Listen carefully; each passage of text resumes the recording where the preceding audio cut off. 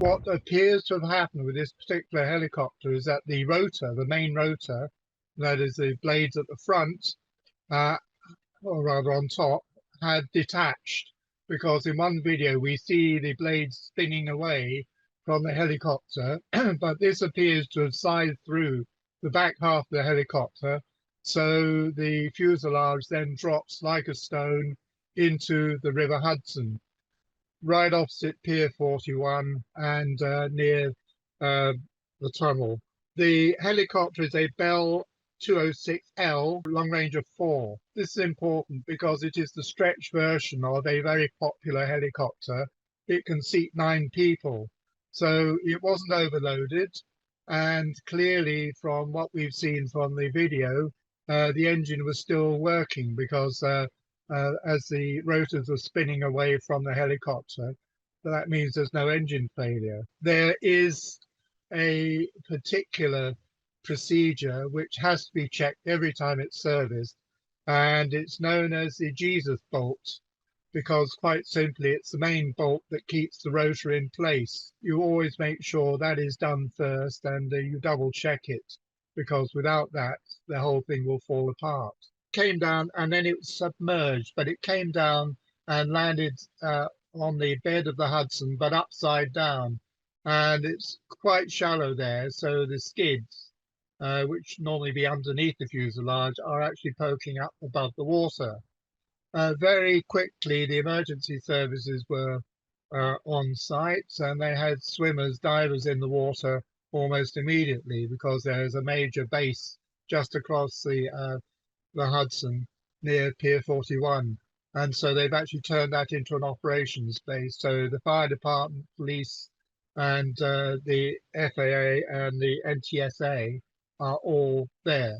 So the investigation team was there within 2 hours, and they're already trying to sort out what had happened. Very quickly, it became it changed from being a search and recovery operation to a rescue operation when they learned that the children had perished in the hospital. What can we say about the helicopter itself? It's a fairly new one. It was built in 2004. It's a leased helicopter. It's owned by the Meridian Group, who lease thousands of these helicopters. It's a very popular helicopter.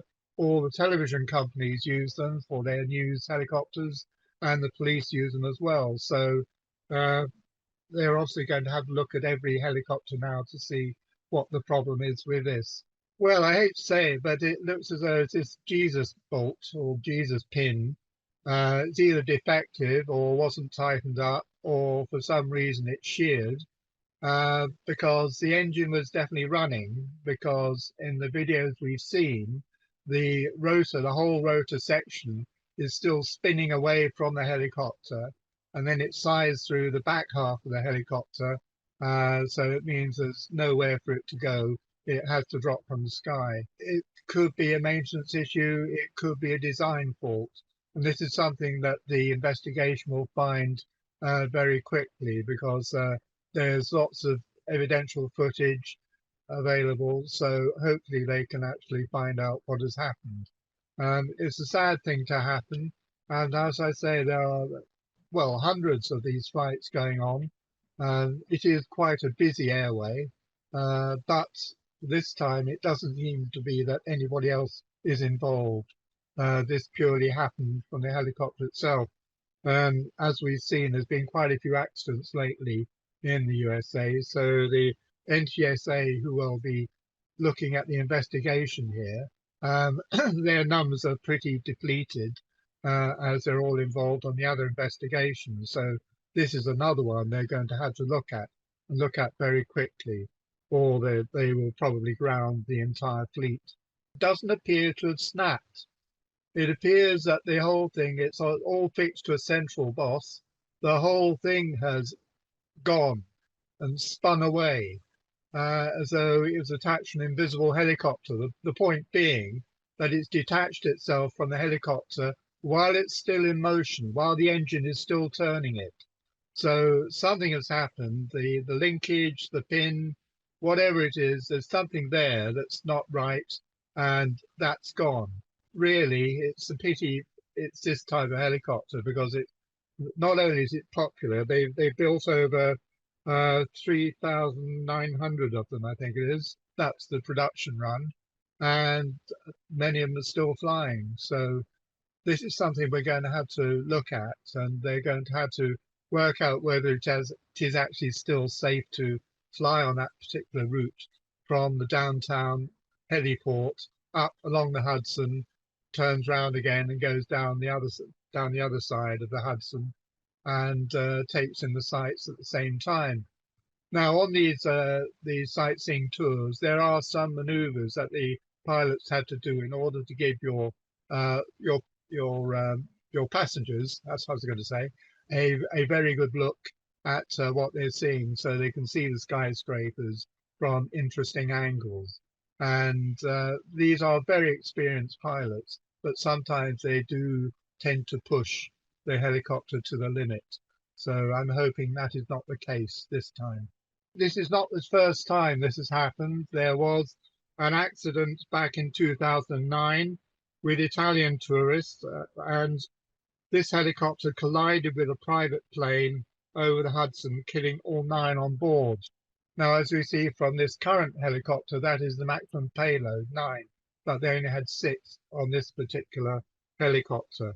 Almost immediately, they had to seize the maintenance records, interview the director of maintenance, and also have a look at any other helicopters they've got, and look at their maintenance records and just check that everything has been done by the book, it's been done on time, within time. Also, that the component parts on board the helicopter are not time expired, because you can swap out components if they are. So servicing is quite easy in that matter of fact, because literally you put a new unit in, you take the old unit out, that's refurbished, then it goes back into store again, or it's either refurbished or scrapped. So that would be my number one port of call. Seize all the documents, have a look, check that it has been properly maintained, that the briefing was right, and also have a look at the weather conditions, because I understood that when they took off, it was clear, a nice blue sky, but suddenly the fog, the mist, the came over, and at one point there was some snow. So the helicopter should, in my opinion, and I don't know all the facts obviously, should have returned to base and say, sorry folks, we're going to have to cancel the trip because of the weather. So that really has to be looked at to see whether that was really the right thing to do.